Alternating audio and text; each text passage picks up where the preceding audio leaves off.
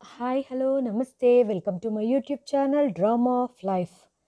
నాన్న మరణించిన తర్వాత మా అమ్మ తన శరీరాన్ని అమ్ముకోవటం ప్రారంభించింది. నేను ఆమెను ఆపటానికి ప్రయత్నించినప్పుడు ఆమె నా మంచి భవిష్యత్తు కోసం అలా చేస్తున్నాను అని చెప్పేది. క్రమంగా నేను నా తల్లిని ద్వేషించటం మొదలుపెట్టాను మరియు ఆమె మరణం కోసం ప్రార్థించటం మొదలుపెట్టాను. ఒకరోజు ఆమె ఒక ప్రమాదంలో మరణించింది. నేను నా మనసులో ఇలా అనుకున్నాను, ఈ నీతి లేని మహిళను దహనం చెయ్యను, తీసుకెళ్ళి ఒక కుంటలో పడేస్తాను అని. అప్పుడే ఒక అద్భుతం జరిగింది. నా తల్లి శరీరం నుండి పసుపు గంధం మరియు పూల సువాసన వెలువడింది. అకస్మాత్తుగా పోలీస్ సిబ్బంది మా ఇంటికి వచ్చి ఆమె మృతదేహానికి సెల్యూట్ చేశారు. నాన్న చనిపోయినప్పుడు నాకు 6 సంవత్సరాలు. ఆయన శవం ఇంట్లోనే ఉంది. మా అమ్మ నేను ఏడ్చి ఏడ్చి సొమ్మసిల్లిపోయాము. బంధువులందరూ గుమ్మికూడి నాన్నను తీసుకెళ్లారు. నాన్న మరణం తర్వాత అంతా మారిపోయింది. నన్ను ఎంతగానో ప్రేమించే మా చిన్నాన్న ఇప్పుడు చూసి చూడనట్టు వెళ్ళేవాడు. ఎవరూ మాకు సహాయం చెయ్యనప్పుడు మా అమ్మ ఫ్యాక్టరీలో పనిచేయటం ప్రారంభించింది. ఆమె ఉదయం వెళ్ళి రాత్రి అలసిపోయి తిరిగి వచ్చేది. ఆమె జీవితంలో ఎప్పుడూ అంత కష్టపడి పని చేయలేదు. ఇంటికి రాగానే నిద్రపోయేది. చిన్నమ్మ అమ్మని చూడటానికి వచ్చినప్పుడు ఆమెను ప్రోత్సహించటానికి బదులుగా ఎగతాళి చేసేది. ఇలాంటి కష్ట సమయం కోసం ముందు జాగ్రత్తగా ఏదైనా ఎందుకు దాచలేదు అని అడుగుతుంది. అమ్మ రోజురోజుకు బలహీనపడుతుంది. ఒకరోజు చిన్నమ్మ చిన్నాన్నతో ఇలా అంటుండగా నేను విన్నాను. మొదట ఈ స్త్రీ తన భర్తను మింగేసింది. ఇప్పుడు రోజంతా మాయమైపోయి ఎక్కడెక్కడ తిరుగుతుందో. అప్పుడు చిన్నాన్న, ఆమెతో మనకేం సంబంధం, తనకు నచ్చినట్టు ఉండని అని అన్నాడు. కానీ నా తల్లి నా గురించి మాత్రమే ఆందోళన చెందుతుంది. నేను చదువుకొని నా కాళ్ళ మీద నిలబడాలని, నాకు మంచి భవిష్యత్తు ఉండాలని ఆందోళన చెందేది. మా చిన్నమ్మ వెక్కిరింపులు నా జీవితాన్ని కష్టతరం చేశాయి. ఒకవేళ మేము లేకపోతే మీరు వీధుల్లో అడుక్కొని తినేవారు అని చెప్పేది. నా తల్లిని తిరుగుబోతు అని అవమానించేది. కానీ అమ్మ మాత్రం నువ్వు దేనికి స్పందించొద్దు అని నాతో చెప్పేది. అప్పుడు నేను 10వ తరగతిలో ఉన్నాను. కొన్ని రోజుల తర్వాత నా తల్లిలో మార్పులు గమనించాను. మా అమ్మ ఉదయం నుంచి సాయంత్రం వరకు కష్టపడి పనిచేస్తూ నా చదువు మరియు తిండికి అయ్యే ఖర్చును అతి కష్టం మీద పోగు చేసేది. ఇప్పుడు ఆమె దగ్గర చాలా డబ్బులు రావటం మొదలయ్యింది. ఆమె కొత్త బట్టలు, కొత్త బూట్లు వేసుకొని లైట్గా మేకప్ చేసుకొని యువతిలా దుస్తులు ధరించేది. ఇప్పుడు ఆమె కొన్ని గంటలు మాత్రమే పనికి వెళ్ళి తిరిగి వచ్చేది. ఆమె రోజంతా తనను తాను అలంకరించుకుంటూ గడిపేది. నేను అడిగినప్పుడు ఫ్యాక్టరీ యజమాని తనకు ఈ బూట్లు బట్టలు ఇచ్చాడని చెప్పేది. ఒకరోజు నేను పాఠశాల నుండి ఇంటికి తిరిగి వచ్చేటప్పుడు మా ఇంట్లో ఒక ధనవంతురాలైన మహిళ కూర్చొని ఉంది. ఆమె వింతైన దుస్తులు ధరించి ఉంది. అమ్మ ఆమెతో నవ్వుతూ మాట్లాడుతుంది. నేను రాగానే తను నందుభాయ్ అని పరిచయం చేసింది. అమ్మ ఇంతకుముందు ఎప్పుడూ ఎవరిని అలా భాయ్ అని సంబోధించలేదు. కాబట్టి నాకు కొంచెం వింతగా అనిపించింది. ఆమె నన్ను చూసి, ఈమె నీ కూతురా? చాలా చిన్నగా ఉంది అంది. నేను నమస్తే చెప్పి లోపలికి వెళ్ళాను. తలుపు మూస్తుండగా నేను విన్నాను. అమ్మ తనతో, మనం నిర్ణయించుకున్నట్టుగానే నేను పని పూర్తి చేస్తాను, సమయానికి వస్తూ ఉండండి అని చెబుతుంది. ఇది ఎలాంటి పని అని నేను ఆలోచించాను. కొన్ని రోజుల తర్వాత ఒక సాయంత్రం అమ్మ చేతులకు గోరింటాకు ఉంది. నేను అడిగితే ఫ్యాక్టరీలో పెళ్ళి ఉంది అని చెప్పింది. మొదటిసారిగా మా అమ్మ తనను తాను అలంకరించుకోవటంలో బిజీగా ఉన్నట్లు నాకు అనిపించింది. ఒకరోజు అమ్మ నాతో, తల్లి కొంచెం పెరుగు తీసుకురావా, నేను స్నానం చేస్తున్నాను అంది. నేను తిరిగి వచ్చేసరికి నా తల్లి అద్దం ముందు నిలబడి లిప్స్టిక్ రాసుకోవటం చూశాను. మేకప్తో ముఖం మెరుస్తుంది. జుట్టు విప్పుకొని ఉండటం చూసి నేను షాక్ అయ్యాను. అమ్మా, ఎక్కడికి వెళ్తున్నావు అని అడిగాను. ఒక స్నేహితురాలింట్లో ఫంక్షన్ ఉంది అని చెప్పింది. నాకు వింతగా అనిపించింది. ఎందుకంటే మా అమ్మ ఎప్పుడు ఫంక్షన్లకు వెళ్ళలేదు. ఒకరోజు ఫ్యాక్టరీ నుండి ఒక మహిళ మా వీధి గుండా వెళ్ళింది. నన్ను చూసి, మీ అమ్మ ఎలా ఉంది? ఇప్పుడు కూడా ఫ్యాక్టరీ పనికి వెళ్తున్నట్టుంది అంది. అవును అన్నాను. అప్పుడు ఆమె, బహుశా ఇప్పుడు వేరే పని మొదలుపెట్టి ఉండవచ్చు అంది. నేను మౌనంగా ఉండిపోయాను. కానీ నా మనసులో రకరకాల ప్రశ్నలు తలెత్తటం ప్రారంభించాయి. ఒకరోజు చిన్నమ్మ, మీ అమ్మకిప్పుడు మాతో మాట్లాడటానికి కూడా సమయం లేదు. ఆ నగలు, బట్టలు అన్నీ మారిపోయాయి. దేవుడు దీవించుగాక అంది. చిన్నమ్మ మాటలు విని నేను భయపడిపోయి ఆలోచించటం మొదలుపెట్టాను. అమ్మ నా నుండి ఏదైనా దాచిపెడుతుందా? లేదా ఆమె జీవితం కొత్త మలుపు తిరిగిందా? క్రమంగా నా తల్లి అలవాట్లు మారటం మొదలయ్యాయి. ఖరీదైన బట్టలు, బాడీ స్ప్రేలు, కొన్నిసార్లు ఇంటికి ఆలస్యంగా రావటం. ఒకరోజు నా తల్లి స్వయంగా, పాయల్, నువ్విప్పుడు పెద్దదానివయ్యావు. కొన్ని విషయాలు పెద్ద వయసులోనే అర్థమవుతాయి. నన్ను నమ్ము అంది. నేను భయంగా, అమ్మా, నేను నిన్ను నమ్ముతాను, కానీ నువ్వు నన్ను వదిలి వెళ్ళిపోతావేమో అని నాకు భయంగా ఉంది అనటంతో, తల్లి, నేనెక్కడికి వెళ్ళటం లేదు అంది. అమ్మ నాతో ఏదో రహస్యం దాచిపెడుతుంది అని నాకు అనిపించటం మొదలయ్యింది. ఒకరోజు నేను స్కూల్ నుండి తిరిగి వచ్చినప్పుడు వీధి చివర్లో శబ్దం వినిపించింది. నేను ఇంటి దగ్గరికి చేరుకోగానే మా చిన్నమ్మ గట్టిగా అరుస్తున్న గొంతు వినిపించింది. నిన్ను నువ్వేమనుకుంటున్నావు? ఈ వీధిలో నిన్ను పొగిడేవారు ఎవ్వరూ లేరు. ఇంటి తలుపులు తెరిచినప్పుడు అమ్మ మరియు చిన్నమ్మ ఎదురుగా నిలబడి ఉన్నారు. అమ్మ మెల్లగా, నేనేమి చేశాను? నాతో నీకేదైనా సమస్య ఉందా? చిన్నమ్మ చిరాగ్గా ముఖం పెట్టి, సమస్య ఏంటంటే ఇరుగు పొరుగు అందరూ నీ గురించి మాట్లాడుకుంటున్నారు. నువ్వు పని చేసేది ఫ్యాక్టరీలో, మరి నీకింత డబ్బు ఎక్కడి నుంచి వస్తుంది? ఆ కొత్త బట్టలేంటి? ఆ అలంకరించుకోవటం ఏంటి? నిన్ను చూడటానికి వచ్చే స్త్రీలు ఇదంతా ఏంటి? అమ్మ తన కొంగును సరిచేసుకుంటూ, నువ్వు నా జీవితాన్ని నాశనం చెయ్యకు. నేను నీ మద్దతుతో జీవించటం లేదు. నా కష్టంతో నేను బ్రతుకుతున్నాను అంది. ఏంటి? నీ కష్టం మీద? నువ్వు నడుస్తున్న దారిలో నీకు గౌరవం లేదు, విలువ లేదు. నేను భయంతో చిన్నమ్మ దగ్గరికి వెళ్ళి ఏం జరుగుతుంది అని అడిగాను. ఆమె నన్ను చూసి, పాయల్, నువ్విప్పుడు పెద్దదానివయ్యావు. కళ్ళు తెరిచి చూడు. నీ తల్లి ఇప్పుడు నువ్వు అనుకున్నట్టుగా లేదు. ఇరుగు పొరుగు మహిళలు నీ తల్లి వెళ్ళకూడని ప్రదేశాలకు వెళ్తుంది అని మాట్లాడుకుంటున్నారు. ఈ డబ్బు, వస్తువులు అన్నీ అక్కడి నుండి వస్తున్నాయి అంది. అమ్మ చేతులు జోడించి, ఆపు, పాయల్ ముందు అలా అనకు అంది. కానీ చిన్నమ్మ మాత్రం వెనక్కి జరుగుతూ, ఇక నేను మౌనంగా ఉండను. నువ్వు ఎక్కడికి వెళ్తున్నావో, ఎవరితో వెళ్తున్నావో అందరికీ తెలుసు. ఇప్పుడు నీ కూతురికి కూడా ఇదే నేర్పుతావా? అమ్మ ఏమీ మాట్లాడకుండగా లోపలికి వెళ్ళి తలుపు మూసేసింది. నేను తలుపు తడుతూనే ఉన్నాను, కానీ అమ్మ తలుపు తెరవలేదు. మరుసటి రోజు నేను స్కూల్కి వెళ్తుండగా అమ్మ నన్ను చూడకుండగానే ఇలా చెప్పింది. తల్లి, ఎవరేం చెప్పినా నువ్వు పట్టించుకోకు. నేను నీ తల్లిని, ఎప్పుడూ అలాగే ఉంటాను అంది. కానీ నా మనసులో వేల ప్రశ్నలు ఉన్నాయి. కొన్ని రోజులు ఇలాగే గడిచింది. నన్ను చూడగానే నా చుట్టుపక్కల ఆడవాళ్ళు గుసగుసలాడుకునేవారు. కొన్నిసార్లు నవ్వుకునేవారు. కొన్నిసార్లు నన్ను జాలిగా చూసేవారు. ఒకరోజు స్కూల్ నుండి తిరిగి వస్తుండగా భవిత ఆంటీ పిలిచి, పాయల్, మీ అమ్మ చెడ్డది కాదు, కానీ ఈ ప్రపంచానికి మంచిది కాదు. ఆ దారిని తప్పించుకోలేకుంటే అన్నీ కోల్పోతావు అంది. నేను తలదించుకొని మెల్లిగా, ఆంటీ, మీరు చెప్తుంది నాకు అర్థం కాలేదు అన్నాను. సరే, ఏదైనా ఒకరోజు నువ్వు మీ అమ్మ వెనకాలే వెళ్ళు, నీకే అన్నీ తెలుస్తాయంది. ఆ రోజు రాత్రి నాకు నిద్ర పట్టలేదు.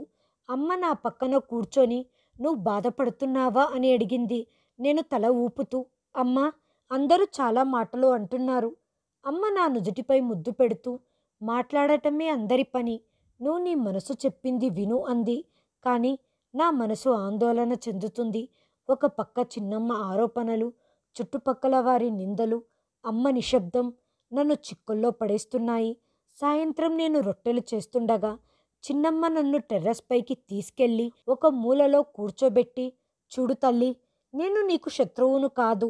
నువ్వు చిన్నపిల్లవి, కానీ మీ అమ్మ ఏం చేస్తుందో నీకు తెలియదు. నువ్వు నీ తల్లిగా భావించే ఆ వ్యక్తి ఇప్పుడు ఒక స్త్రీగా మారిపోయింది. నేను కోపంగా, చిన్నమ్మా, ఎందుకు అలాంటి మాటలు మాట్లాడుతున్నావు? ఆమె గట్టిగా ఊపిరి పీల్చుకొని, బహుశా మరెవ్వరూ నీకు చెప్పని నిజం నేను నీకు చెప్పబోతున్నాను. మీ అమ్మ ఒక వ్యభిచార గృహానికి వెళ్తుంది. పక్క వీధిలో ఉన్న చాలా పాత ఇల్లు. నేను ఆశ్చర్యంగా చిన్నమ్మ వైపు చూశాను. నా గుండె వేగంగా కొట్టుకుంటుంది. అప్పుడు చిన్నమ్మ, నేను నా కళ్ళతో చూశాను. రంగురంగుల చీరలు, కాళ్లకు పట్టీలు, పాన్ వాసన.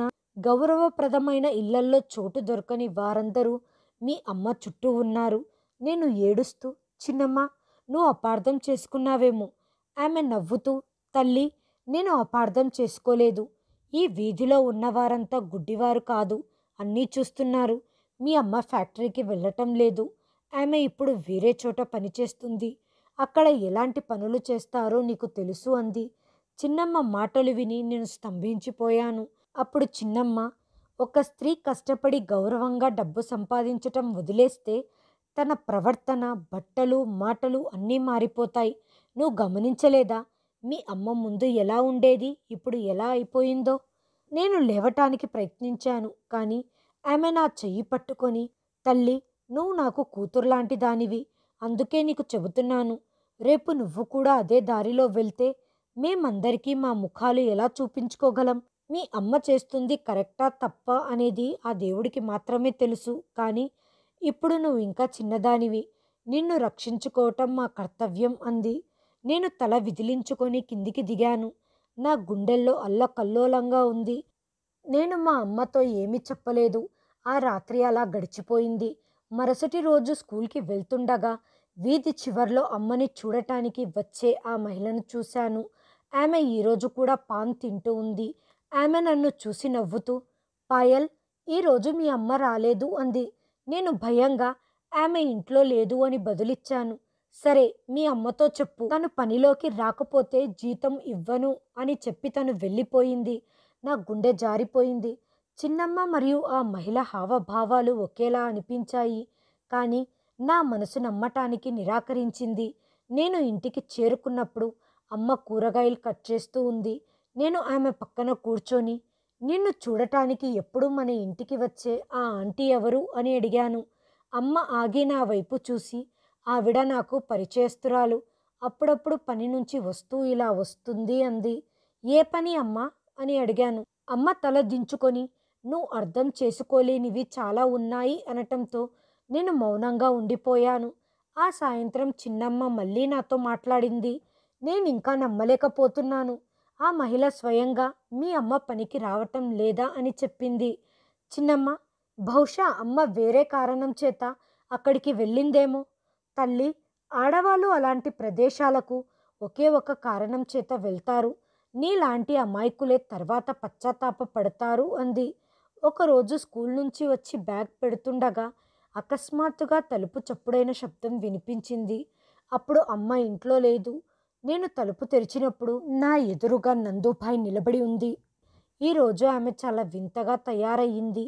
ఆమె నన్ను పైకి కిందికి చూస్తూ కనుబొమ్మలు ఎగిరేస్తూ, మీ అమ్మ ఎక్కడా అని అడిగింది. అమ్మ ఇంట్లో లేదు అన్నాను. ఆ మహిళ వ్యంగ్యంగా నవ్వి, ఇలా పనులకు రాకుండా ఉండటం సరైన పద్ధతి కాదు. సమయానికి రాని వారిని నేను లెక్క చెయ్యను అంది. నేను మౌనంగా ఉండిపోయాను. ఆమె ప్రశ్నలకు నా దగ్గర సమాధానాలు లేవు. ఆమె వెళ్తూ వెళ్తూ మా అమ్మకు, చెప్పు, నందుబాయ్ వచ్చింది అని. ఇప్పటి నుండైనా సమయానికి వస్తే చిన్న చిన్న ఉద్యోగాలైనా దొరుకుతాయి. ఇదేం దాన ధర్మం చేసే పుణ్యమైన పని కాదు. ఆమె రాని రోజు డబ్బు పోతుంది. దేవుడా, ఈ అమ్మాయి చాలా అమాయకంగా కనిపిస్తుంది. ఆమె తన తల్లి దారిలో వెళ్ళకూడదు అని అంది. ఆమె వెళ్ళిపోయాక నేను తలుపు మూసుకున్నాను. నా గుండె ముక్కలైపోయింది. సాయంత్రం అమ్మ తిరిగి వచ్చి, ఏమైనా తిన్నావా అని అడిగింది. నేను లేదు అని తల ఊపాను. ఏమయ్యింది, నీకు బాగానే ఉంది కదా అని అడిగింది. అమ్మా, నందుబాయ్ వచ్చింది అని చెప్పాను. అమ్మ ముఖం అకస్మాత్తుగా పాలిపోయింది. అమ్మ కొంగు సర్దుకుంటూ, ఏం చెప్పింది అని అడిగింది. నువ్వు పనికి వెళ్ళలేదు కాబట్టి ఆమె నీకు ఒక్క పైసా కూడా ఇవ్వదని చెప్పింది అన్నాను. అమ్మ కాసేపు మౌనంగా ఉండి, తర్వాత ఆవిడకు మర్యాదగా మాట్లాడటం తెలియదు, నువ్వు మనసులో ఏమీ పెట్టుకోకు అంది. నేను అమ్మ కళ్ళల్లోకి చూస్తూ, అమ్మా, నువ్వు ఎక్కడికి వెళ్తున్నావు, ఆ పని ఏమిటి అని అడిగాను. అమ్మ వెంటనే నా భుజం పట్టుకొని, తల్లి, ఈ విషయాలు నీకు తెలియకూడదు. నువ్వు నీ దృష్టిని చదువు మీద పెట్టు అంది. మరుసటి రోజు ఉదయం అమ్మ వంటగదిలో టిఫిన్ రెడీ చేస్తుండగా నేను రహస్యంగా వచ్చి తలుపు వెనకాల నిలబడ్డాను. అమ్మ ఫోన్లో మాట్లాడుతుంది. సరే, నేను సమయానికి వస్తాను. పాయల్ ముందు ఏమీ చెప్పకు అని నందుకు వివరించు. ఇది విన్నప్పుడు నా కాళ్ళ కింద నేల జారిపోయింది. ఇప్పుడు నా గుండెలో నా తల్లికున్న కొద్దిపాటి స్థానం కూడా లేకుండగా పోయింది. ఇలాగే రోజులు గడిచాయి. అమ్మ దినచర్యలో పెద్దగా మార్పు కనిపించలేదు. ప్రతిరోజు అవే కొత్త బట్టలు, సెంట్లు, ధనవంతులైన స్త్రీల నుండి ఫోన్లు. 2 రోజులుగా నేను నా తల్లితో మాట్లాడలేదు. నేను ఆమెను ఏమీ అడగలేదు. ఆమెను పట్టించుకోలేదు. 3వ రోజు సాయంత్రం అమ్మ నాకు ఎరుపు రంగు గాజులు తెచ్చి, ఇవి నీకు నచ్చుతాయి అనుకుంటున్నాను అంది. నేను గాజులను చేతుల్లోకి తీసుకొని అలాగే చూస్తూ ఉండిపోయాను. తర్వాత అమ్మ వైపు చూస్తూ, ఇవి ఎక్కడి నుండి తెచ్చావు? మార్కెట్ నుండి తెచ్చాను అంది. అమ్మా, మార్కెట్లో అయితే అన్నీ అమ్ముతారు, కానీ నిన్ను నువ్వు అమ్మేసుకున్నావా అనటంతో అమ్మ ముఖం పాలిపోయింది.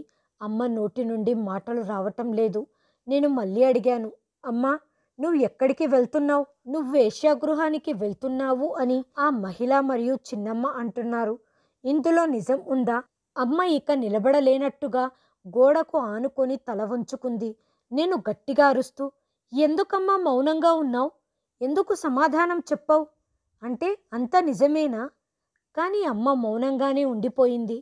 నేను కోపంగా ఆ గాజులను అమ్మ కాళ్ళపై విసురుతూ, ఇవి నాకొద్దు, నాకు నీ డబ్బు వద్దు, నీ మౌనమే ప్రతిదీ నిజమని రుజువు చేస్తుంది. అమ్మ పాయల్, నువ్వు అర్థం చేసుకోలేవు అని అమ్మ అంటుండగా నేను గట్టిగా అరుస్తూ, నువ్వు ఇదంతా చెయ్యాలి అనుకుంటే నేను చిన్నగున్నప్పుడే నన్ను గొంతు నులిమి చంపేసి ఉండాల్సింది. కనీసం ఇప్పుడైనా నేను ఈ దరిద్రాన్ని ప్రతిరోజు చూడాల్సిన అవసరం ఉండేది కాదు. మా అమ్మ నాతో ఏదో చెప్పాలనుకుంది, కానీ ఏమీ చెప్పలేదు. నేను మొండి పట్టు పట్టాను. అమ్మా, ఇదంతా అబద్ధమని చెప్పు. చిన్నమ్మ మరియు ఆ భాయ్ చెప్పేది అబద్ధమని చెప్పు. అమ్మ నోటి నుంచి ఒక్క మాట కూడా రాలేదు. బహుశా ఆమె దగ్గర సమాధానం లేకపోవచ్చు, లేదా చెప్పాలనుకోకపోవచ్చు. నా కోపం ఇంకా పెరిగింది. నీలాంటి స్త్రీని అమ్మ అని పిలవటానికి కూడా సిగ్గుగా ఉంది. అమ్మ కళ్ళల్లో నీళ్లు తిరిగాయి.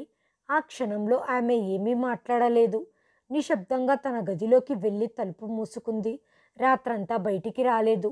నేను నిశ్శబ్దంగా అక్కడే కూర్చున్నాను. చాలాసార్లు లోపలికి వెళ్ళి క్షమాపణలు చెప్పాలని అనిపించింది. బహుశా నేను హద్దులు దాటానేమో. కానీ పదే పదే చిన్నమ్మ మరియు ఆ స్త్రీ మాట్లాడిన మాటలు, రోజువారీ పరిస్థితులు నన్ను ఆపాయి.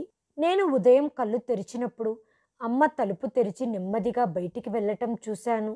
నేను అమ్మని పిలవలేదు. ఆమె అడుగుల చప్పుడు మాత్రమే వింటూ ఉన్నాను. ఆ రోజు నేను పాఠశాలకు వెళ్ళలేదు. రోజంతా నా గదిలో ఆలోచిస్తూ కూర్చున్నాను. మధ్యాహ్నం నేను అలా అమ్మ గదిలోకి వెళ్ళినప్పుడు భగవద్గీత పుస్తకం తెరిచి ఉంది. ఆమె వెళ్లే ముందు పుస్తకం చదివినట్టుంది. నేను అమ్మ మంచం మీద కూర్చొని అమ్మ నా కోసం ఎంత చేసిందో గుర్తు చేసుకున్నాను. నా స్కూల్ ఫీజులు, కొత్త బట్టలు, నా కోసం పగలు రాత్రి కష్టపడి పనిచేయటం, నేను నీ కోసం ఏదైనా చేస్తాను అన్న అమ్మ మాటలు నాకు ఆ క్షణంలో గుర్తుకొచ్చింది. నిజంగా అమ్మ నా కోసం ఏదైనా చేయగలుగుతుందా? సాయంత్రం అమ్మ తిరిగి వచ్చేసరికి నేను తలుపు దగ్గర నిలబడి ఉన్నాను. అమ్మ నా వైపు చూస్తూ, ఏమైనా తిన్నావా అని అడిగింది. నేను లేదు అని తల అడ్డంగా ఊపాను.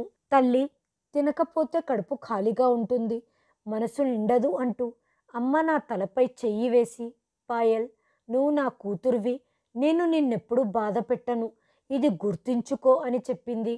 కానీ నేను ఏమీ అనలేదు. నా మనసులో ఇంకా నేను చనిపోయి ఉంటే బాగుండు అన్న మాటలే నిలిచిపోయాయి. నా గుండెకు భారంగా మారాయి. నేను నా గదికి వెళ్ళి అద్దం ముందు నిలబడి ఎలాగైనా నిజాన్ని తెలుసుకునే సమయం ఆసన్నం అయ్యింది అని నాకు అర్థమయ్యింది. ఆ రాత్రి తర్వాత నాలో ఏదో మార్పు వచ్చింది. అది మంచికే అని నేను గ్రహించాను. ఇప్పుడు అమ్మ ఎక్కడికి వెళ్తుంది? ఎవరిని కలుస్తుంది? అందరూ చెప్పిన మాటల్లో ఎంతవరకు నిజం ఉందో నా కళ్ళతో చూడాలనుకున్నాను. మరుసటి రోజు ఉదయం అమ్మ త్వరగా టిఫిన్ చేసి, పాయల్, నువ్వు టిఫిన్ తినేసాయి, నేను ముఖ్యమైన పని కోసం వెళ్తున్నాను అంది. నేను సరే అని అమ్మ వెళ్ళిన వెంటనే నిశ్శబ్దంగా నా దుప్పటాను తీసి కప్పుకొని బయటికి వెళ్ళాను. అమ్మ అప్పటికే వీధి దాటిపోయింది. నేను అమ్మను అనుసరిస్తూ రోడ్డు దాకా వచ్చాను. తర్వాత అమ్మ ఆటో ఎక్కింది. నేను త్వరగా మరో ఆటోలో ఎక్కి అమ్మను అనుసరించాను. మేము కొద్దిసేపటికే సిటీలోని ఓల్డ్ బస్టాండ్కి చేరుకున్నాము. వీధులు చాలా ఇరుగ్గా, ఇల్లులు నిర్మానుష్యంగా ఉన్నాయి. అమ్మ వెళ్ళి ఒక పెద్ద తలుపు దగ్గర ఆగింది. దానికి ఒక పాత చెక్క బోర్డు ఉంది. అమ్మ తన చీరను జుట్టును సవరించుకొని తలుపు మీద తట్టింది. కొన్ని క్షణాల తర్వాత తలుపు తెరుచుకుంది. అమ్మ లోపలికి వెళ్ళింది. నా కాళ్ళ కింద నేల జారిపోయింది. అమ్మ కనిపించకుండగా పోయేసరికి నేను నెమ్మదిగా తలుపు దగ్గరికి వెళ్ళాను.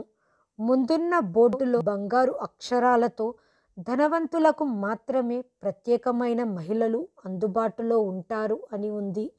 ఇది చదువుతున్నప్పుడు నా కళ్ళకు చీకట్లు కమ్ముకున్నాయి. నేను ఒక అడుగు వెనక్కి వేసి గోడకు ఆనుకున్నాను. అప్పుడే లోపలి నుండి మెల్లగా శబ్దాలు వినిపించాయి. ఏదో ఫంక్షన్కి రెడీ అవుతున్నట్టుగా నవ్వులు వినిపించాయి.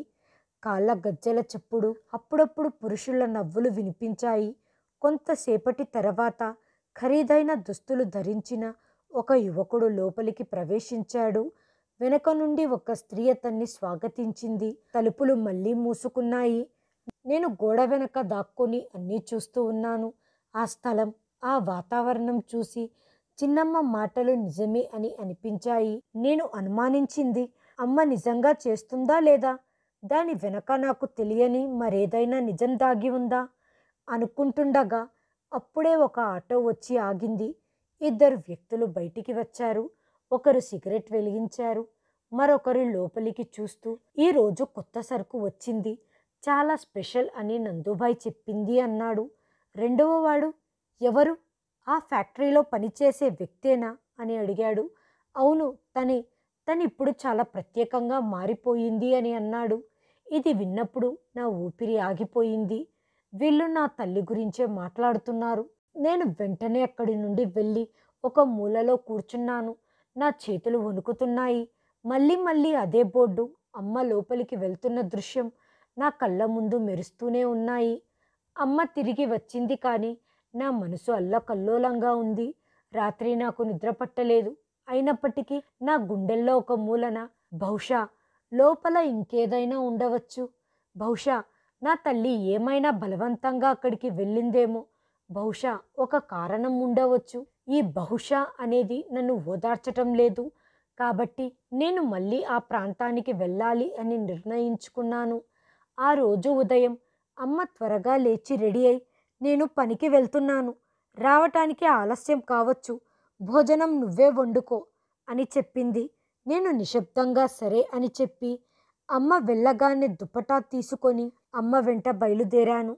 ఈరోజు కూడా అమ్మ అదే చోటుకు వెళ్ళింది. నేను గోడ వెనకాల దాక్కొని చూస్తూ ఉండిపోయాను. సాయంత్రం అయ్యింది. నెమ్మదిగా చీకటవుతుంది. కొంతసేపటి తర్వాత అమ్మ బయటికి వచ్చింది.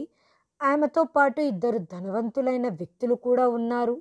వారి బట్టలు, ప్రవర్తన చూస్తే వారు ధనవంతుల కుటుంబం నుంచి వచ్చిన వాళ్ళని స్పష్టంగా తెలుస్తుంది. అమ్మ వాళ్ళతో పరిచయం ఉన్నట్టుగా మాట్లాడుతుంది. వాళ్ళలో ఒక అతను నవ్వుతూ ఏదో అన్నాడు. అమ్మ అతనితో, మిగిలిన ఏర్పాట్లన్నీ నువ్వే చూసుకో అంది. నువ్వు చింతించకు, అంతా బాగానే ఉంటుంది. మేము నిన్ను నమ్ముతున్నామని నీకు తెలుసు. నమ్మకం అత్యంత ముఖ్యమైన విషయం అని అన్నారు. అమ్మ తన చేతితో సైగ చేసింది. నేను కళ్ళు మూసుకున్నాను. ఆ తర్వాత అకస్మాత్తుగా వెనక్కి తిరిగి వేగంగా వెళ్తుంటే నా అడుగులు వణుకుతున్నాయి. దేవుడా, నేను చూసింది ఒక కల కావాలి అని ప్రార్థించాను. కానీ ఇక్కడ కాదనలేని నిజం ఉంది. నేను ఇంటికి వెళ్ళి నేరుగా నా గదికి వెళ్ళి పడుకున్నాను. నా తల్లి గొంతు, ఆ దృశ్యం, ఆ ఇద్దరు వ్యక్తులు నా మనసులో మళ్ళీ మళ్ళీ మెదులుతూనే ఉన్నారు. రాత్రి చాలా ఆలస్యంగా అమ్మ ఇంటికి వచ్చింది. కొద్దిసేపటి తర్వాత అమ్మ నా గదిలోకి వచ్చి, పాయల్, నీకు తినాలని లేదా అంది. నాకు తినాలనిపించటం లేదు అనటంతో అమ్మకు ఏదో అర్థమైనట్టుగా మౌనంగా వంటగదిలోకి తిరిగి వెళ్ళిపోయింది. మరుసటి రోజు నేను స్కూల్కి వెళ్ళలేదు. నా కళ్ళ ముందు పదే పదే వ్యభిచార గృహం ముందు అమ్మ ఇద్దరు ధనవంతులైన అబ్బాయిలతో నిలబడి కబుర్లు చెబుతుంది. అమ్మ వంటగదిలో టిఫిన్ రెడీ చేస్తూ ఉంది. నేను ఆమె వైపు చూడకుండగా, నువ్వు ఈరోజు సంపాదించిన ఆ డబ్బుతో నేను తినను అన్నాను. అమ్మ ఒక్క క్షణం ఆగిపోయి ఆకలితో ఉండకు అంది. నేను కోపంగా, నీ డబ్బుతో కొన్న ఏ వస్తువులు నాకు వద్దు. ఆ బట్టలు, ఆ భోజనం, ఆ స్కూల్ ఫీజు నాకు ఏదీ వద్దు. అందరికీ తెలుసు నువ్వు ఎక్కడి నుంచి డబ్బు తెచ్చుకుంటున్నావో. అమ్మ మౌనంగా ఉండిపోయింది. నేను కుర్చీని వెనక్కి నెట్టి లేచి నిల్చొని, నువ్వు చెయ్యాల్సింది చేశావు. ఇప్పుడు ఇది చెయ్యి, నా దగ్గరికి రాకు. అమ్మ నా వైపు తిరిగింది. ఆమె కళ్ళల్లో నీళ్లు కనిపించాయి. పాయల్, నేను నీ తల్లిని అని అంటుండగా నేను జోక్యం చేసుకొని, తల్లి అంటే తన పిల్లలకు గౌరవం ఇచ్చేది, ఇబ్బంది పెట్టేది కాదు. ఇతరుల కాళ్ళ దగ్గర కూర్చునే తల్లి నాకొద్దు అనటంతో అమ్మ ఒక అడుగు ముందుకు వేసింది. కానీ నేను వెనక్కి జరిగి, ఇక నీ నుండి నాకు ఏమీ వినాలని లేదు. నువ్వు నా జీవితాన్ని నాశనం చేశావు అని వెంటనే నా బట్టలు సర్దుకొని చిన్నమ్మ ఇంటికి వెళ్ళి, చిన్నమ్మ, మీరు అనుమతిస్తే నేను మీతో ఉండాలనుకుంటున్నాను అనగానే చిన్నమ్మ ఆశ్చర్యపోయి ఎందుకు అని అడిగింది. నాకికపై నా తల్లితో ఎటువంటి సంబంధం ఉండదు అని బదిలిచ్చాను. చిన్నమ్మ లోపలికి వెళ్ళి కాసేపు తర్వాత తిరిగి వచ్చి, సరే నువ్వు స్టోర్ రూమ్లో ఉండు, కానీ ఒక మాట గుర్తుంచుకో, నేను నీ తల్లిని కాదు అంది. సరే అని తల ఊపాను. సాయంత్రం వరకు అమ్మ నన్ను ఏమీ అడగలేదు, నన్ను ఆపలేదు, నా దగ్గరకు రాలేదు. తనకు అన్నీ తెలిసినట్టుగా నా వైపు చూసి గదికి తిరిగి వెళ్ళింది. మరుసటి రోజు ఉదయం నేను నా యూనిఫామ్ని ఉతుక్కొని, నేను బ్రేక్ఫాస్ట్ సిద్ధం చేసుకొని వెనక్కి తిరిగి చూడకుండగా ఇంటి నుండి బయలుదేరాను. చిన్నమ్మతో ఉండటం అంత సులభం కాదు, కానీ నాకు వేరే మార్గం లేదు. ఇప్పుడు మా అమ్మ నాకు అపరిచితురాలైపోయింది. నేను అమ్మకు ఎదురుపడినప్పుడల్లా ఆమె ఏడుస్తూ, తల్లి నన్ను నమ్ము, నీకే అంత అర్థమవుతుంది అని చెప్పేది. క్షమించండి, నా తల్లి చనిపోయింది, నాకు మీతో ఇక ఎటువంటి సంబంధం లేదు అని అన్నాను. ఒకరోజు మా అమ్మ రహస్యంగా నా యూనిఫామ్ని ఉతికి వరండాలో పెట్టింది. నేను దానిని తిరిగి తీసుకెళ్ళి ఆమె తలుపు దగ్గర ఉంచి, దయచేసి నా బట్టలు ముట్టుకోవద్దు అని ఒక చీటీలో రాశాను. అది చదివి అమ్మ మౌనంగా ఉండిపోయింది. ఆ రాత్రి భారీ వర్షం కారణంగా నా గదిలోని పైకప్పు లీకు కావటం ప్రారంభమయ్యింది. నేను లేచి చూసినప్పుడు నేను తడిసిపోకుండా ఉండటానికి అమ్మ టెర్రస్ మీద తడిసిపోతూ ఆ లీకును ప్లాస్టిక్ షీటుతో కప్పింది. నేను కిటికీలోంచి నిశ్శబ్దంగా ఆమెను చూశాను, కానీ తలుపు తెరవలేదు. అమ్మ ఏదైనా చెప్పాలనుకున్నా కానీ నా కఠినమైన మాటలు అప్పటికే మా మధ్య దూరాన్ని సృష్టించాయి. ఇప్పుడు మా మధ్య నిశ్శబ్దం మాత్రమే మిగిలిపోయింది. అమ్మ ప్రతిరోజు నిశ్శబ్దంగా బయటికి వెళ్ళి సాయంత్రం తిరిగి వచ్చేది, గోడలతో మాట్లాడేది. నేను ఎప్పుడైనా ఆమెను వీధిలో చూస్తే చూసి చూడనట్టుగా వెళ్ళిపోయేదాన్ని. ఇప్పుడు అమ్మకు కూడా అర్థమైపోయింది, ఆమె కోసం ఇప్పుడు నా హృదయంలో చోటు లేదు అని. ఒకరోజు ఎప్పటిలాగే ఆమె ఉదయాన్నే వెళ్ళిపోయింది, కానీ రాత్రి వరకు తిరిగి రాలేదు. మొదట్లో నేను పట్టించుకోలేదు. అలాంటి తిరుగుబోతులకు పగలు రాత్రి పట్టింపు ఉండదు, అందుకే వెళ్ళిపోయి ఉంటుంది అని చిన్నమ్మ చెప్పింది. ఆమె ఉన్నా లేకపోయినా నాకు పెద్ద తేడా ఉండదు అన్నట్టుగా తల ఊపాను. మరుసటి రోజు గడిచిపోయింది, కానీ అమ్మ తిరిగి రాలేదు. 2 రోజుల లోపల అమ్మ తిరిగి రాకపోతే పోలీస్ రిపోర్ట్ ఇవ్వాలి అని చిన్నమ్మ సూచించింది.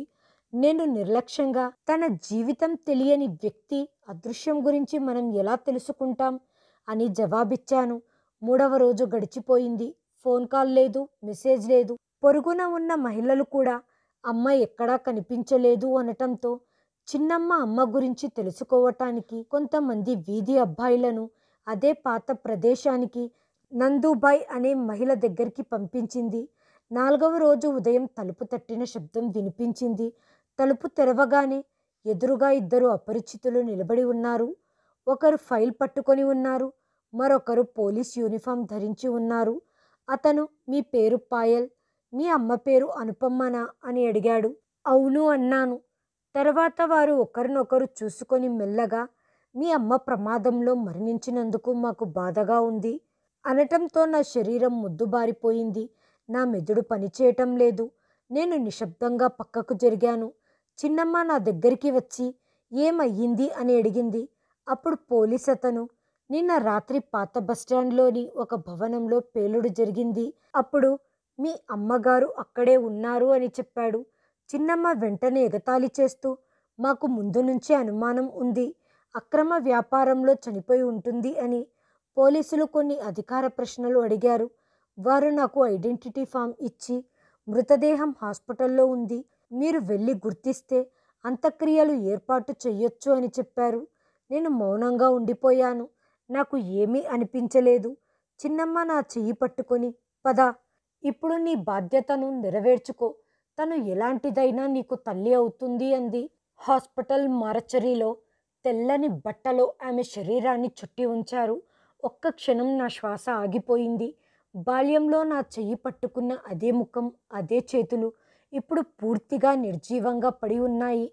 అప్పుడే చిన్నమ్మ నా చెవిలో గుసగుసలాడుతూ, ఇంకా సమయం ఉంది, దయచేసి తనను క్షమించు అని చెప్పింది. కానీ నేను స్పందించలేదు. అంతా నిశ్శబ్దం అలుముకుంది. ఏదో సుదీర్ఘ యుద్ధం నుండి విజయం సాధించి వచ్చిన వారిని చూడటానికి వచ్చినట్టుగా వీధిలోని వాళ్ళంతా చుట్టూ కూర్చున్నారు. మధ్యాహ్నం సమయంలో బంధువులు మరికొందరు అపరిచితులు వచ్చారు. అప్పుడు అకస్మాత్తుగా వీధి చివర్లో వాహనాల కాన్వాయ్లు కనిపించాయి. పోలీసుల వాహనాలు, జెండాలు మరియు యూనిఫామ్ ధరించిన అధికారులు నేరుగా మా ఇంటి గుమ్మం వద్ద దిగి ఇంట్లోకి ప్రవేశించారు. వారిని చూసి అందరూ ఆశ్చర్యపోయారు. ఈ పోలీసులు ఇక్కడ ఎందుకు ఉన్నారు అని ఎవరో అడిగారు. కానీ తరువాతి దృశ్యం అందరినీ మరింత ఆశ్చర్యపరిచింది. ఒక అధికారి ముందుకు వచ్చి నా తల్లి మృతదేహానికి సెల్యూట్ చేశాడు. అతని వెనక ఉన్న మిగతా అధికారులు కూడా సెల్యూట్ చేశారు. ప్రాంగణమంతా నిశ్శబ్దం అలుముకుంది. నేను రాయిలా నిలబడిపోయాను. అప్పుడే ఎవరో గుసగుసలాడారు. ఇది అనుపమ్మ పాయల్ తల్లేనా? అధికారులు ఒక్క క్షణం ఆగి నన్ను చూసి, నువ్వు పాయలా అని అడిగారు. నేను అవును అని తల ఊపాను. ఆయన గట్టిగా ఊపిరి పీల్చుకొని, మీ అమ్మ మా నిఘా సంస్థలో పనిచేస్తుంది. ఆమె లక్ష్యం చాలా సున్నితమైనది. ఆమె దేశానికి వ్యతిరేకంగా కుట్రలు పన్నుతున్న నెట్వర్క్లో పనిచేస్తుంది. ఈ లక్ష్యంలో ఆమె చాలాసార్లు తన ప్రాణాలను పణంగా పెట్టింది. ఇది విన్న జనం ఒకరినొకరు చూసుకున్నారు. ఆ అధికారి ఇంకా మాట్లాడుతూ, మీ అమ్మ గుర్తింపు ఎప్పుడు రహస్యంగా ఉంచబడి ఉంటుంది. ఆమెకు అత్యంత సన్నిహితులైన వారికి కూడా ఆమె నిజ జీవితం గురించి ఏమీ తెలియదు. కానీ ఆమె చేసిన త్యాగం ఎప్పటికీ మర్చిపోలేము. నిన్న రాత్రి జరిగిన సంఘటనలో తను తన ప్రాణాలను త్యాగం చేయటం ద్వారా చాలామంది ప్రాణాలను కాపాడింది. అప్పుడు చిన్నమ్మ అకస్మాత్తుగా ఓ దేవుడా అని అరిచింది. అప్పుడే ఆ అధికారి ఆమెను అడ్డుకొని, ఆమె జీవితం అంత సులభం కాదు అని మాకు తెలుసు. కానీ ఆమె ఏదైతే చేసిందో అదంతా దేశం కోసమే.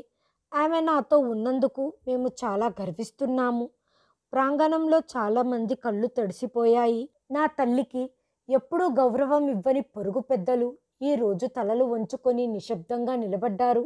ఆ అధికారి నా వైపు చూసి, మీ అమ్మ మీకోసం ఒక లేఖను వదిలి వెళ్ళింది, దాన్ని మేము మీకు ఇవ్వాలి అన్నాడు. నేను వణుకుతున్న చేతులతో ఆ లేఖను తీసుకున్నాను. కొంతసేపటి తర్వాత పోలీసులు వెళ్ళిపోయారు. ఇప్పుడు అందరి మనసులో ఉన్న ప్రశ్నలకు సమాధానం దొరికినట్టుగా అనిపించింది. చిన్నమ్మ నా దగ్గరికి వచ్చి, పాయల్, నన్ను క్షమించు. నేను మీ అమ్మ గురించి చాలా తప్పుగా మాట్లాడాను, తప్పుగా అనుకున్నాను. కానీ నిజం వేరేలా ఉంది. నేను ఏడుస్తూ, సత్యాన్ని అర్థం చేసుకోవటానికి మనం చెల్లించిన మూల్యం చాలా ఎక్కువ అన్నాను. సాయంత్రం నాటికి అమ్మ అంతిమ సంస్కారాల కోసం సన్నాహాలు పూర్తయ్యాయి. ఒకప్పుడు అమ్మ పేరును పలకటానికి కూడా సంకోచించిన పొరుగు మహిళలు ఇప్పుడు అమ్మ అంత్యక్రియల ఏర్పాట్ల కోసం సహాయం చేస్తూ ప్రార్థనలు చేస్తున్నారు. నేను అమ్మ చితి దగ్గరికి వెళ్ళి పూలు వేస్తున్నప్పుడు ఆ క్షణాలన్నీ నా మనసులో మెదిలాయి. నా తల్లిని అనుమానించాను, ద్వేషించాను, ఆమె మౌనాన్ని తప్పుపట్టాను. కానీ ఆమె మాత్రం తన విధికి, కర్తవ్యానికి, ధర్మానికి అంకిత భావంతో ఉన్న వ్యక్తి అని నేను గ్రహించాను. ఆ క్షణంలో ఆమె మౌనం యొక్క అర్థం నాకు మొదటిసారిగా అర్థమయ్యింది. నేను ఎంత ప్రయత్నించినా నన్ను నేను క్షమించుకోలేకపోయాను. నా తల్లి అంత్యక్రియలు జరిగి చాలా రోజులు గడిచాయి. కానీ నాలో ఆందోళన అలాగే ఉంది. ఇప్పుడు చిన్నమ్మ కూడా ఏమీ అనేది కాదు. నేను ప్రతిరోజు నా తల్లి సమాధి దగ్గరికి వెళ్ళి అక్కడ కూర్చునేదాన్ని. కానీ నేను ఏమీ అనలేకపోయాను. ఒకరోజు మధ్యాహ్నం తలుపు తట్టిన శబ్దం వినిపించింది. నేను తలుపు తెరిచినప్పుడు నా ఎదురుగా నందుబాయ్ నిలబడి ఉంది.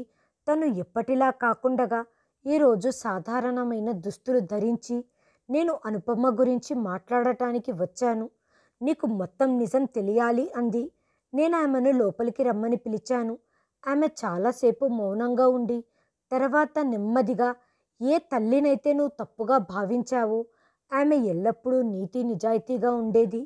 అనుపమ ఏమి చేసినా దేశం కోసం చేసింది. ఆమె నా ఇంటికి నృత్యం చేయటానికి లేదా తనని తాను అమ్ముకోవటానికి రాలేదు. బదులుగా ఆమె పైకి ధనవంతులలాగా కనిపించినా కానీ వాస్తవానికి దేశానికి శత్రువులైన పురుషుల నుండి ఆధారాలు సేకరించటానికి వచ్చేది అని చెప్పటంతో నా గుండె దడదడలాడటం ప్రారంభమయ్యింది. నిజానికి ఆమె నిఘా భాగంలో పనిచేసేది. మా ఏజెన్సీ ఆదేశం మేరకు ఆమె ఒక సాధారణ మహిళగా మారిపోయింది. పేదరికం, పొరుగువారి అగౌరవం అన్నీ కేవలం ఒక ముసుగు మాత్రమే. ఆమె ఆ వ్యభిచార ప్రాంతానికి వెళ్ళి శత్రువుల కదలికలకు సంబంధించిన సమాచారాన్ని రాబట్టేది. మీరందరూ ఆమె తనని తాను అమ్ముకుంటుంది అనుకుంటున్నారు, కానీ ఆమె దేశ రక్షణ కోసమే అంతా చేసింది. ఇది విని నా కంట్లో నుంచి కన్నీరు కారాయి.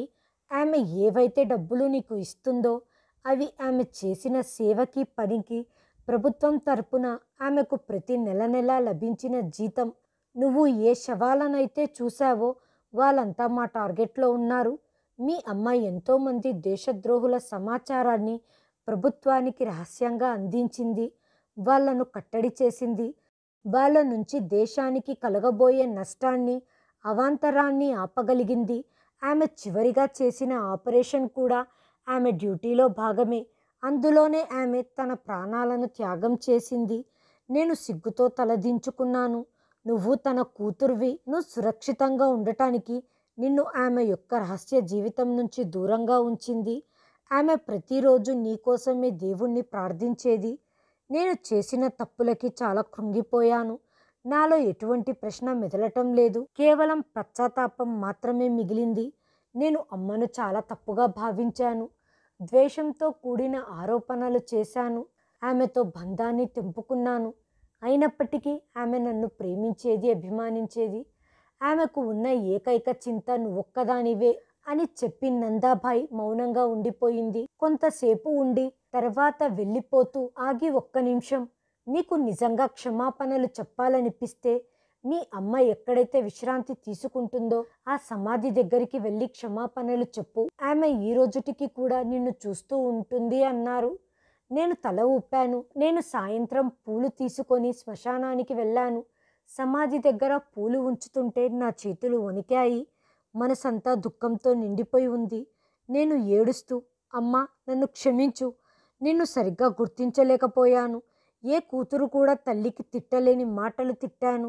నా ఆలోచనపై చాలా సిగ్గుపడుతున్నాను అంటూ సమాధిపై చెయ్యి పెట్టేసరికి ఆ చల్లదనం నా గుండెలకు తాకింది. మీరు మీ కర్తవ్యాన్ని నిర్వర్తించారు, కానీ నేను నా బాధ్యతను నిర్వర్తించలేకపోయాను. అమ్మా, నాకు నీ యొక్క త్యాగంపై ఎంతో గర్వంగా ఉంది.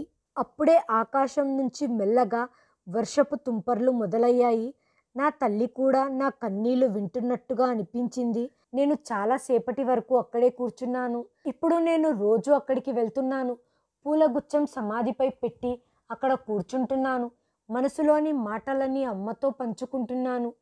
మరుసటి రోజు నేను లేచిన తర్వాత ఇంట్లో ఒక రకమైన ప్రశాంతత కనిపించింది. చిన్నమ్మ గొంతు కానీ తిట్లు కానీ వినిపించేవి కాదు. నేను అమ్మ గది తలుపు తెరిచాను. ఆమె ఎలాగైతే వదిలి వెళ్ళిందో అంతా అలాగే ఉంది. ఆమె చెప్పులు, ఆమె బట్టలు మరియు అల్మారాలోని డైరీ. నా చూపు ఆ డైరీ మీద పడింది. ఆ డైరీని తీసుకొని చదవసాగాను. పాయల్ నా జీవితంలో అమూల్యమైన బహుమతి. డైరీ పేపర్లు తిప్పుతుంటే అనేకమైన కోడ్ నెంబర్లు మరియు ధనికుల, పేదల నెంబర్లు ఉన్నాయి. మధ్య మధ్యలో నా చిన్ననాటి విషయాలు కూడా రాసి ఉన్నాయి. ఒకచోట, ఈరోజు పాయల్ స్కూల్లో ఒక ప్రైజు సాధించింది. నేను ఎంత గర్వపడుతున్నానో తనకి చెప్పాలని ఉంది, కానీ తన రక్షణ కోసం ఈ మౌనం ఎంతో అవసరం. పేపర్లు తిప్పుతూ ఉంటే నా కంట్లో కన్నీరు కారుతూ ఉన్నాయి. అమ్మ యొక్క జీవితం ఎంత ఒంటరితనమో నేను అనుభూతి చెందాను. ప్రతి క్షణం నాకు దగ్గరవుతూ తాను దూరంగా ఉండేది. డైరీ చివరికి వచ్చేసరికి నాకు ఒక లేఖ కనపడింది. అందులో, ఎప్పుడైతే నువ్వు ఇది చదువుతుంటావో బహుశా నేను నీ దగ్గర ఉండకపోవచ్చు. నువ్వు నా అసలు రహస్యం తెలిసి ఆశ్చర్యంతో సిగ్గుతో ఉండి ఉంటావు. కానీ నీకు అవన్నీ చెప్పటానికి నేను బ్రతికి ఉండను. నువ్వు ఒక సాధారణమైన జీవితం గడపాలని అనుకున్నాను. అందుకే నా జీవితానికి సంబంధించిన రహస్యాన్ని నీతో దాచి ఉంచాను. నేను ఏదైతే చేశానో అది ఈ దేశం కోసం, నీ కోసమే చేశాను. ఇక్కడ పాస్బుక్లో ఉన్న డబ్బులన్నీ నీ భవిష్యత్తు కోసమే. వాటిని నీ చదువు కోసం, నీ కలల సహకారం కోసం ఉపయోగించుకో. ఆ పాస్బుక్ తెరిచి చూస్తే అందులో కొన్ని లక్షల రూపాయలు ఉన్నాయి. అవే డబ్బులు. వీటిని నేను అస్సలు తాకాలి అని అనుకోలేదు. ఈరోజు ఇవి నాకు అమ్మ యొక్క త్యాగానికి సాక్షులుగా కనిపిస్తున్నాయి. ఆ పాస్బుక్ని నా గుండెకు హత్తుకున్నాను. ఇది కేవలం పాస్బుక్ కాదు, అమ్మ యొక్క ప్రేమ, త్యాగం, బలిదానం. నేను అప్పుడే నిర్ణయించుకున్నాను, ఈ డబ్బుని నా జీవితం సఫలీకృతం అవ్వటానికి ఉపయోగించాలి అని. ప్రతి అడుగులోనూ అమ్మ గర్వపడేలా చేద్దామనుకున్నాను. అమ్మ గదిని శుభ్రం చేశాను. అన్ని వస్తువులు సక్రమంగా సర్ది అమ్మ యొక్క ఫోటో టేబుల్పై ఉంచుతూ, అమ్మ, నేను నీ కలల్ని నిజం చేస్తాను. నీలాగే నేను కూడా పెద్ద ఆఫీసర్నవుతాను. దేశానికి సేవ చేస్తాను. అమ్మతో నా సంబంధం ఇప్పుడు తెంపలేని ఆత్మబంధంగా మారిపోయింది. ఒకరి గురించి నిర్ధారించేటప్పుడు వారి గురించి పూర్తిగా తెలుసుకోవాలి. ఏదైతే కనిపిస్తుందో అది ఎప్పుడూ నిజం కాదు. మౌనంలో కూడా ఒక త్యాగం దాగి ఉంటుంది. హాయ్ ఫ్రెండ్స్, ఈ వీడియోని చివరి వరకు చూసినందుకు ధన్యవాదాలు. ప్లీజ్ సబ్స్క్రైబ్ చేయండి, లైక్ చేయండి, షేర్ చేయండి, కామెంట్ చేయండి. Thanks for watching.